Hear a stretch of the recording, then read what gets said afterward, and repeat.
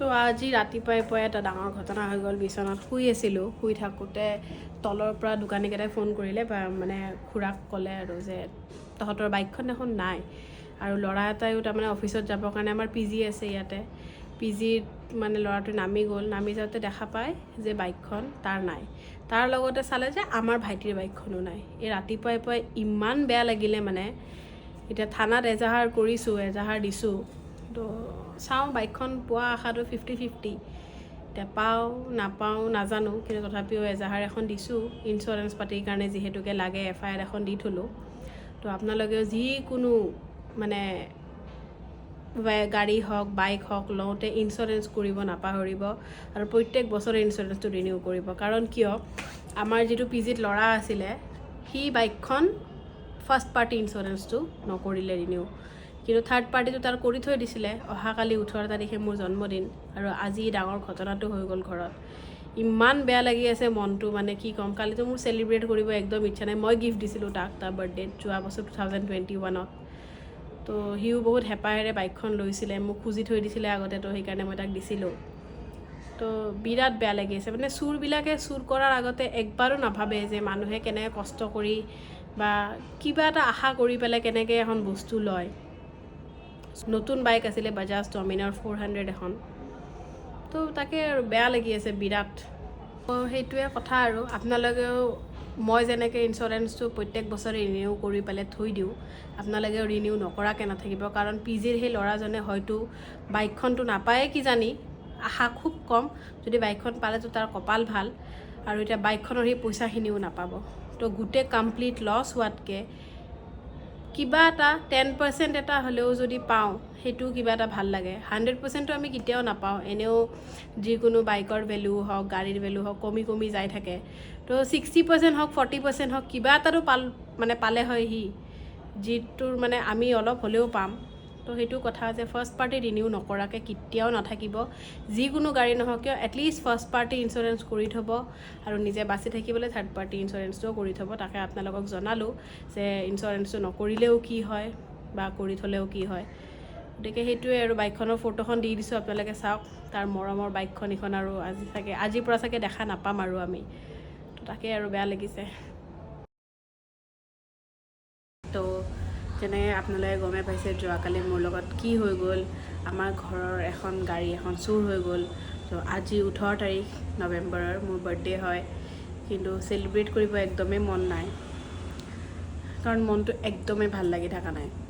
গতিকে ভাবিছোঁ দুখীয়া মানুহখিনিৰ কাৰণে অলপমান কিবা এটা পেকেট লাঞ্চ ঘৰতে ৰেডি কৰোঁ যিখিনি পাৰোঁ, আৰু নোৱাৰাখিনি বাহিৰৰ পৰা কিনি পেলাই এটা পেকেট লাঞ্চ চবকে দিব চেষ্টা কৰিম। তো সেইখিনি কৰি আজি মোৰ বাৰ্থডেটো সামৰিম আৰু। তো আপোনালোকে ভিডিঅ'টো চাই থাকক। এইফালে কণী বইল দি দিছোঁ, এইকেইটা পেকেট লাঞ্চত একেলগে দিম। তো বহি এইবিলাক পেকিং কৰি ল'লোঁ। প্ৰথমতে ইয়াত এতিয়া বস্তুবিলাক ভৰাম। তো এইখিনি বস্তু পেকিং কৰা হৈ গ'ল। ইয়াত এতিয়া বস্তুখিনি ভৰাই লওঁ। এইখিনিয়ে সামান্য বস্তু, চিঙৰা কচুৰি আৰু মিঠাই আৰু কণী দি পেলাই এটা পেকেট লাঞ্চ বনাম। ঘৰতে কণীখিনি বইল দিছোঁ, বইল হওক, তাৰপিছত বাকীখিনি বস্তু আহি পেলাই এটাকৈ পেকিং কৰিম ঘৰতে। পেকেটবিলাক এনেকৈ চব বস্তু সোমাই পেলাই ৰেডি কৰি লৈছোঁ। এতিয়া ধুনীয়াকৈ পেকিং কৰি জাষ্ট আমি যাব লাগে দিবৰ কাৰণে।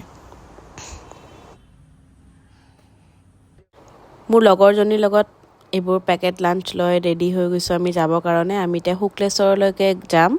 তাৰ আগতে যিটো আমবাৰীত থকা মছজিদ আছে, তাতেও মানুহ কেইজনমান পাম, তাতে দি থৈ আমি শুক্লেশ্বৰলৈ গৈ থাকিম আৰু।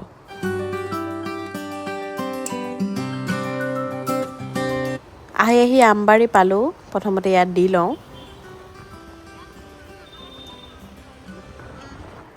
তো ইয়াতে আছিলে কেইজনমান মানুহ, এওঁলোকক দি আমি এতিয়া শুক্লেশ্বৰলৈকে আহিছোঁ।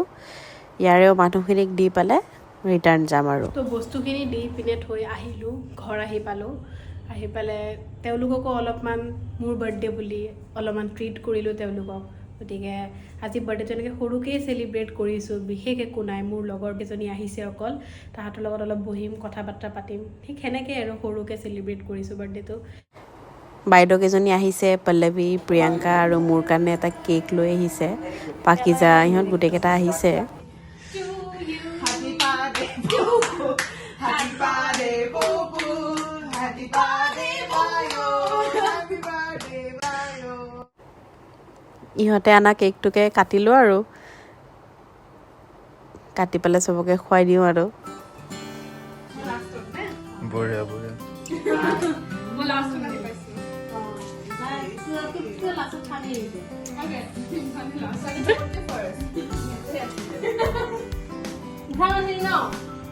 বাইদেউ নাম মাত্ৰ খানা দিছোঁ বেয়া চেয়া নাপাব আৰু দেই